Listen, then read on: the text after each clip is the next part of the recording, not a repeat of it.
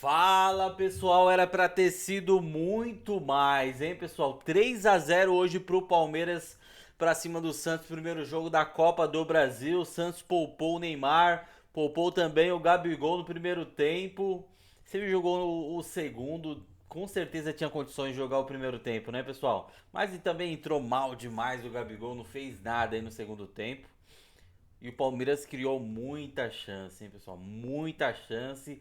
Era pra ter sido um 6-0. Já comenta aí, esse jogo pra mim já acabou, né, pessoal? 3-0, primeiro jogo da Copa do Brasil.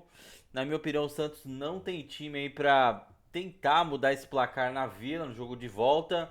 Mas vou deixar os comentários aí pra vocês. Vamos ver o que o pessoal do Linha de Passe vai falar sobre essa goleada aí do Palmeiras pra cima do Santos. 3-0. Tem um jogo de volta ainda, né? Mas é muito difícil. Créditos na descrição do vídeo ESPN, vamos ouvi-los. E ele não fez isso, né? E aí o jogo foi ficando cada vez mais fácil. E eu concordo, se o Palmeiras tivesse um pouco mais de capricho na finalização, tinha feito 6, 7 gols, não ia mudar absolutamente nada. Se o Abel for ultra, mega, super, hiper, sei lá mais o que, precavido, ele coloca uns 6 titulares para jogar na Vila Belmiro e pronto. Acho que é o que vai ser. E ainda chega no Se segundo fosse tempo, 6-0, ele podia colocar o time inteiro. Talvez possa ser 7-8 primeiro tempo. Aí tu roda bem no intervalo. no segundo tempo É só tira, pra mexe. tirar Exatamente. qualquer risco mínimo. Exatamente. O Calçade, para passar para você aí, é impressionante, né? 44 jogos, 32 participações em gols, hein? Ele Tá voando, cara. Boa noite. Impressionante. Boa ele noite. demorou um pouco no Brasil, né, para se adaptar. Eu acho que isso é normal. E é bom você lembrar, Calçade, porque muita gente queria que ele fosse vendido. Não, o Palmeiras teve uma quando o paciência. River ofereceu uma grana para levar, leva esse grosso. A gente ouviu muito Tanto isso. que o Palmeiras tinha Flaco e Merentiel. E o Merentiel foi... Eduardo de Menezes. Falou Merentiel, Não sabia. ok. Merentiel, Se desculpou ao vivo na Desculpou entrevista. ao Vivo vivo. numa entrevista, né? o Merentiel foi pro Boca, né? E o Palmeiras liberou. O Flaco, o Palmeiras segurou. E aí precisou de mais tempo do que outros jogadores. Eu acho isso muito normal no futebol. É que a gente não quer o cara cheio. Você pode falar, pô, mas o cara saiu da Argentina e veio pro Brasil. Aí se ele vai pra Inglaterra, então, cara, não dá para entrar na cabeça dos jogadores. Tem gente que não tá nem aí, onde tá jogando, para outros faz diferença. E você percebe que jogadores, quando se adaptam melhor à cidade, aos companheiros, às vezes perde uma timidez, entra num ritmo também que talvez ele não tivesse para jogar. Porque com o Abel, todos jogam, todos correm. Não tem... Esse corre menos, esse corre mais. Você vai correr menos, você vai correr pro fulano. Sabe, você não encontra isso no time. É isso que do Abel. torna o time consistente quando os momentos não são bons. Exatamente. E é da onde Bem posicionado. ele busca vitórias para se recuperar de fases ruins, que ele tem também. Então, isso nenhum time no Brasil, assim, você olhando assim, agora você olha para ele e fala assim, tem 11 caras com as mesmas tarefas, assim, coisas. Todo time tem, olha, esse aqui fica, esse aqui não faz. E o Palmeiras tem uma ideia de jogo que eu gosto, acho super legal, né? Mas aí você tem que trazer os caras certos, né? Você não vai trazer aquele que fica encostadão e vai, num lampejo, resolver. O Flaco Lopes tá jogando demais, hein, pessoal? Mas, na minha opinião, o Brazão falhou feio no gol. Pulou totalmente fora de tempo na bola ali. Acabou passando, a bola passou por baixo das duas mãos dele. Falha, na minha opinião, hein? O Flaco tem feito isso, super adaptado. E ele destapou, sabe? Ele tirou a tampa da panela ali contra o Vasco e hoje. Porque o Palmeiras tem o Palmeiras tinha o Alan. Eram 3 zagueiros, mesmo se o Giai jogasse, seria um terceiro zagueiro. Mas eram 3, o Alan fazendo um vai e volta na beirada. Tem essa capacidade e isso o torna um jogador mais valioso, porque o time de fora, né, o inglês, o italiano, qualquer time, quando vê um cara que joga, ele é ofensivo e ele sem a bola, ele participa do jogo, fala, opa, me interessa, ele passa a valer mais. E o Palmeiras sabe disso e o jogador também. Só que ele tem que mudar o jogo. Ele não pode jogar com 3, não vai. Quem que ele vai adaptar a essa função? Não tem, volta com 4 linha de 4 normal. O Arias vem jogar mais pelo lado direito, o lado esquerdo Arias hoje tá ficou mais jogando pro Piquerez, em relação ao direito com menos jogo. né? Porque o Maurício está por dentro e é um Palmeiras que, dentro dessas mudanças que eu falei, vai com 3 zagueiros, vai com 4, vai com ala, vai sem ala, tem 2 caras que são os pilares do jogo. Você tem o Andrés Pereira e o Marlon Freitas. Você vê, o Abel não modifica esse setor. Vai entrar um terceiro aqui, vai entrar... São os volantes organizam muito o time. E num jogo com mais dificuldade para organizar, o Palmeiras sente um pouquinho mais. Se eu sou adversário, eu tento barrar o Palmeiras a partir dos volantes. Né? Isso, claro, fica fácil? Não fica porque tem um quarteto ali na frente jogando curto. E tem várias armas. Tem a bola parada, tem o jogo aéreo, o lateral que passa e cruza. Hoje o Flaco fez gol. Então o Palmeiras, se fala tão... Eu vejo tanta gente falando mal do Palmeiras. Acho que o Palmeiras tem suas fases ruins, Sim. mas o Palmeiras consegue se recuperar mais rápido. Agora, mudou a característica, né, Calçade? Acho que você falou bem, porque... tudo bem, até o Arias foi poupado contra o Vasco, mas o Arias em geral era o titular e o Alan também. E o Maurício é que não vinha sendo titular, o que era até discutível pelo fato do Maurício ser um dos caras que tem jogado melhor aí depois da Copa do Mundo. Mas você tinha os 2 caras de beirada agudos, né? Os caras ali do 1 contra 1 forte, com habilidade, com velocidade e tal. E na hora que você coloca o Maurício nessa vaga, porque é o que aconteceu, né? Como o Calçade falou, o Piquerez passou a ser o cara ali aberto pelo lado esquerdo, mas o Maurício entrou no time, porque ele entrou no time, não foi o Arias. O Arias já vinha sendo titular, ele foi poupado contra o Vasco, mas ia voltar ao time de qualquer maneira. Entra o Maurício, e o Maurício é mais um meia. O Maurício é um meia ofensivo, é um cara que às vezes joga ali mais próximo do Flaco, às vezes até à frente do Flaco, mas ele é um meia. E acho que até isso é bom para o Palmeiras, porque estava faltando também essa criação ali pelo meio. E eu acho que você ter o Maurício de alguma maneira ajuda. O que não tem ajudado é a fase do Vitor Roque. O Vitor Roque está muito mal. E assim, a gente sabe que ele ficou um tempão machucado, ele ficou um tempão sem jogar. A gente sabe da qualidade dele e acho que o Abel, por conhecer a qualidade dele, está insistindo, porque ele sabe que em algum momento vai acontecer aquilo que aconteceu Quando ele chegou. Quando ele foi contratado. A gente lembra, né? Tinha um monte de gente já somando, olha aí, não faz gol, os minutos sem gol e tal. Aí aquela coisa de falar, cada gol dele custou 10 milhões de reais, aqueles papos todos. E no fim das contas, uma hora ele destravou. O problema é que você está num momento muito crucial da temporada e ele está perdendo gol o tempo todo. Então, não sei assim, o que vai acontecer para ele conseguir dar essa destravada e poder seguir como titular, porque ele está bem abaixo. A gente já tem um Abel aí, mas pode falar, a gente coloca já. Não, e mais que perder o gol, é como você participa de criação. Porque eu acho que o jogo de hoje, assim como o jogo do Vasco, você puxa o Cerro na semana passada, depois a derrota para o Fluminense, depois o Cerro na semana anterior, depois foi o Inter, 0x0? Ainda não é exatamente sobre criação. Acho que as histórias são quando se posta para criar, sabe, manejar, induzir para criar, ainda tem alguma coisa. É quando tem campo, induz o adversário a vir, ou por um gol que constrói com alguma individualidade, ou por uma falha de goleiro. Aí quando você atrai, aí você sai em velocidade. Acho que essa tem sido a marca das últimas semanas. Não dá para falar da marca atual do Abel, porque tudo muda muito rápido. Já teve um bom Palmeiras, o pedido para o Abel sair, agora o Palmeiras voltou a ficar bem. Só que ainda estou vendo muita construção em velocidade quando o adversário dá campo. Não exatamente uma construção com um bloco um pouco mais baixo, que também te vê um pouco mais desse Vitor Roque. Funcionava bem assim, Então, né? Mas ele não tem funcionado bem assim, e ele agora como último homem, porque ele é o último homem, não é o Flaco, né? O Flaco, a gente já falou, ele é um 9,5, ele vem jogar como 10 o tempo todo, e por isso faz muito gol de fora da área também, mas o Vitor Roque é teoricamente o cara mais perto do gol, e aí o cara mais perto do gol também não pode perder os gols que ele tem perdido. Não pode. Aquela jogadaça do Arias, deu um chapéu, depois deu a meia-lua em seguida, deixou o Vitor Roque na cara do gol. Era só chutar de primeira, ele quis dominar ali para tentar enganar o zagueiro no primeiro chute, né? E depois chutou completamente horrivelmente.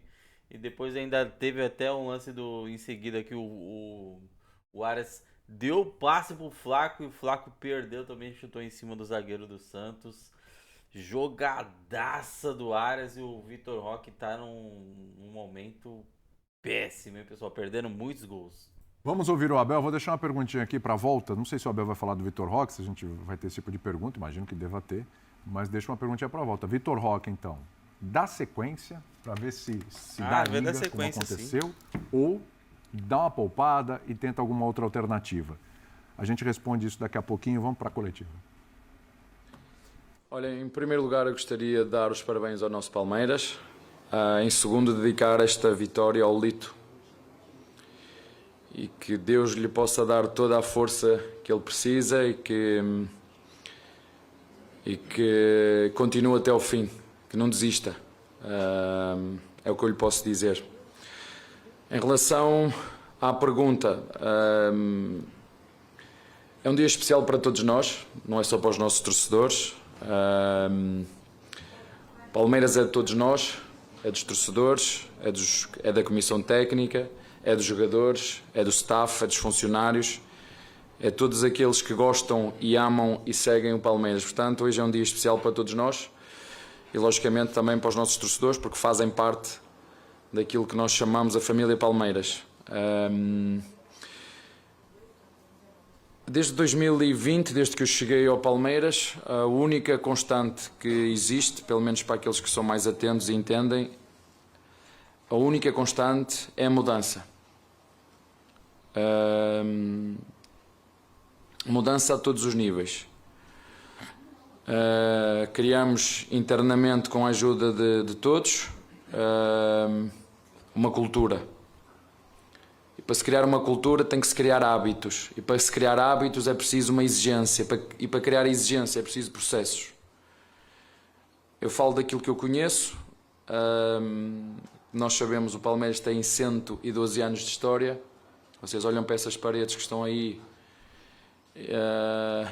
E o último sou eu, mas eu só sou porque os outros foram, ou eu sou porque os outros foram.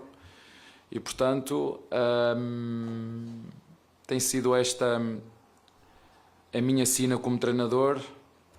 É todos os anos andar à procura. Foi assim no Braga, vendendo muitos dos melhores jogadores que tínhamos. Foi assim no PAOK.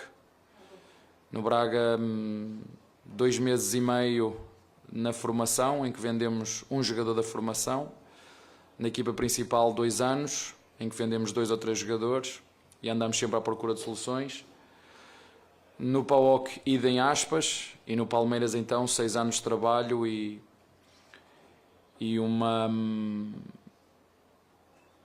dificuldade e um desafio muito grande, estar sempre à procura de soluções de jogadores que são vendidos por valores que permite hoje ao Palmeiras muitas vezes dizer que não, hoje, mas se vocês se lembrarem, as minhas 2 primeiras contratações que fizemos foi o Kusevic e o Breno.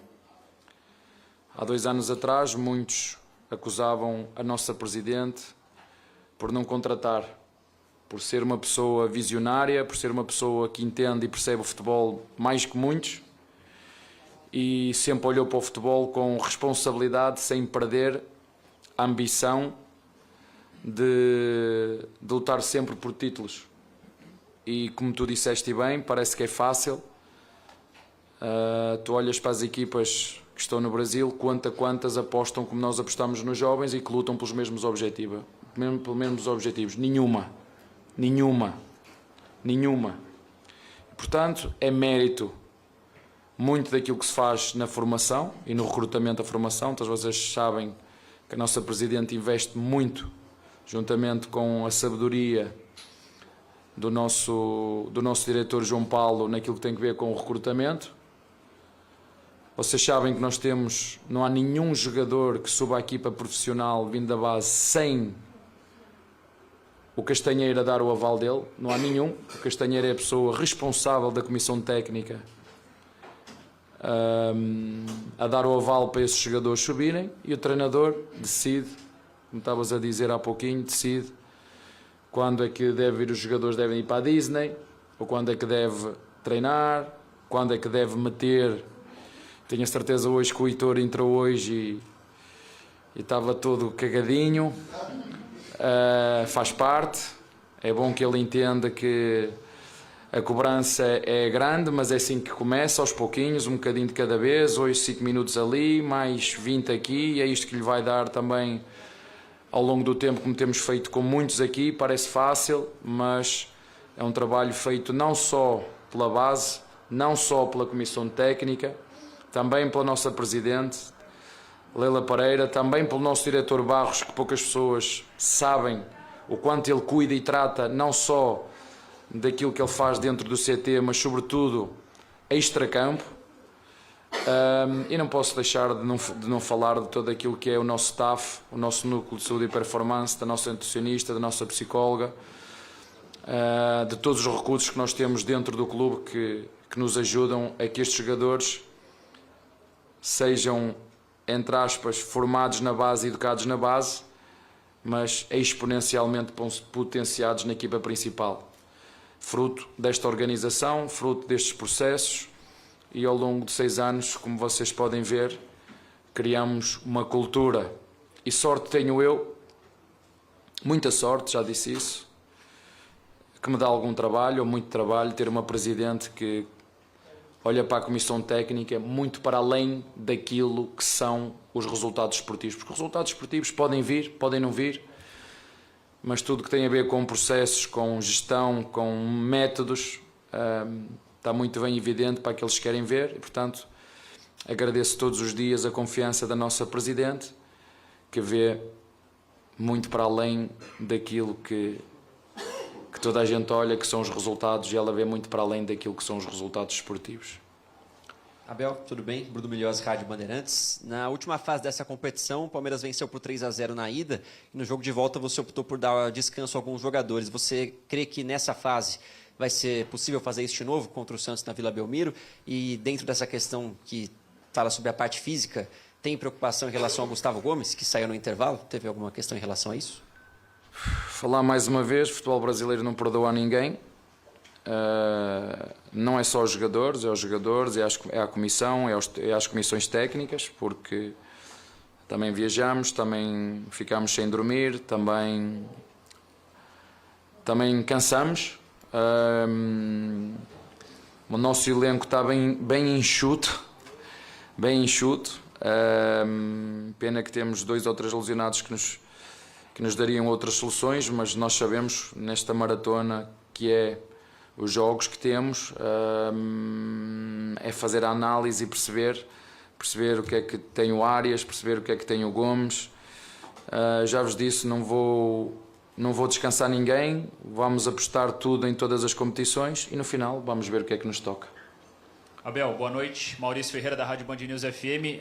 2 perguntas, por favor. A primeira, como você analisa o jogo? A gente está falando de um placar de 3-0, mas que pelas chances do Gia e do Maurício e do Vitor Roque no segundo tempo, hoje o Palmeiras poderia ter conquistado uma vantagem já, quem sabe, aí de 6-0 no marcador para o jogo da semana que vem. Como funciona a cabeça do treinador em analisar o jogo de hoje, sabendo que essa vantagem poderia ser muito maior, já pensando também para o duelo de volta? E uma segunda também, se me permite, ainda em relação à primeira pergunta feita sobre o Arias. Pela direita no Fluminense, que ele também teve um grande destaque. Claro que tem o prejuízo da saída do Alan, prejuízo técnico, né, não financeiro, mas se você entende que também vai dar para potencializar o John Arias nesse time do Palmeiras, colocando ele pela direita, como foi no jogo de hoje. Obrigado. Não, o Arias quem o potencializou foi a nossa Presidente, que pagou por ele. Vendemos um por 40 milhões e pagamos 25 por este. Acho que é um jogador e as conversas que tive com ele foram espetaculares. Professor, eu jogo no meio, eu jogo na esquerda, eu jogo na direita. Isso é fantástico. Mas onde é que tu realmente gostas mais de jogar? Eu disse-me, eu sempre gostei de jogar pela esquerda, pela direita. Isso, pode ser mais difícil jogar pela direita. Houve 2 ou 3 jogos que acabou por jogar em função daquilo que tenha sido o rendimento do Alá, mas nós sabíamos, portanto, nós conhecemos muito bem os jogadores e mais de conhecer os jogadores falamos com os jogadores. Temos o Filipe que também pode fazer essa posição, temos o Kelvin que também pode fazer essa posição, cada jogador com as suas características. Desde que estou aqui já jogamos em vários sistemas, alguns mais fixos, outros mais híbridos. Lembro-me perfeitamente, por exemplo, da grande vitória que fizemos aqui contra a LDU, em que jogamos com 3 zagueiros, belíssimo jogo que fizemos, mas depois nós temos que pôr na equação o adversário. Nós sabíamos que a forma como o Cerro marca a forma como o Santos marca é diferente de outras equipas, como por exemplo Fortaleza marca, há equipas que marcam zona, há equipas que marcam individual com sobra. Nós sabíamos que o Santos fazia uma marcação individual com sobra, era fundamental nós podermos ter uma dinâmica que pudéssemos disposicionar estas marcações, e nós sabemos o quanto é difícil e a frescura física que tu precisas ter para jogar em marcação individual. E acho que, como tu disseste bem, acho que respondendo à segunda pergunta tua do jogo, acho que fizemos um jogo consistente, fizemos um bom jogo, com boas dinâmicas, tendo em conta as características do nosso adversário. Volto a referir, porque nós no Palmeiras não joga sozinho, às vezes jogamos mal, muitas vezes por mérito do adversário, outras vezes jogamos mal por falta de inspiração, às vezes jogamos mal porque nem todos os jogadores estão no mesmo nível de forma, mas não posso deixar de concordar contigo, que tivemos 2 ou 3 oportunidades que era para ser um 6. Que não podemos falhar, não podemos falhar. Eles sabem, mínimo mas faz parte do futebol. 4. Como humanos que somos, vamos errar. Eu sei que eles não queriam errar, e se havia alguém que queria fazer golos eram eles. Não deu. Acho que é uma vantagem interessante, mas temos que fechar a eliminatória lá. Tá, então, pessoal, ouvimos o Abel Ferreira, o pessoal do Linha de Passe também. Parece que acabou pro Santos, hein, pessoal? Pelo menos na Copa do Brasil, 3-0. Será que o Santos consegue reverter na Vila agora com a volta do Neymar? Que comentou no Instagram aí, né, pessoal? Que foi opção técnica ele ter ficado de fora. Falou que queria jogar, hein? Complicado isso aí demais pro Santos. Agora vai ter que reverter um placar de 3-0 contra esse time do Palmeiras. Com o Flaco, Lopes jogando demais, o Arias também jogando demais. Isso é difícil, hein? Comenta aí, deixa a opinião de vocês, deixa aquele likezão também para dar aquela moral. Inscreva-se no canal também para dar aquela fortalecida e não perder nada do Verdão nem do Peixe. Beleza, pessoal? Tamo junto e até a próxima. Palmeiras jogou demais e era para ser um placar maior, hein? No mínimo 5-0, hein? Santos não jogou nada. Meu Deus do céu. Bom, é isso aí. Tamo junto e até a próxima. Valeu.